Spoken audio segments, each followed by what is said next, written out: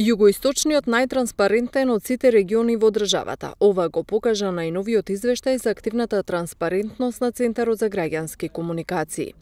Од општините, Валандово е меѓу трите најтранспарентни во Македонија, заедно со Битола и Карпош.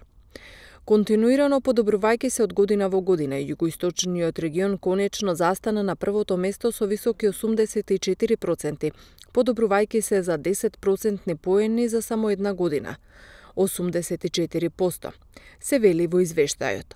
Оттаму додаваат дека трета година поред на лидерското место е Валандово, кое само во 2018 година беше на последното место за регионот, но во последните 4 години постојано ја подобрува својата активна транспарентност, стои во извештајот. За 4 години процентот на исполнетост на обврските за објавување јавни информации на оваа општина порасна од 59% на 97%. Ова општина е меѓу трите општини со највисока активна транспарентност во земјава. На второ место во регионот и годинава е Гевгелија. И Василево и Конче ги задржаа третата, односно четвртата позиција.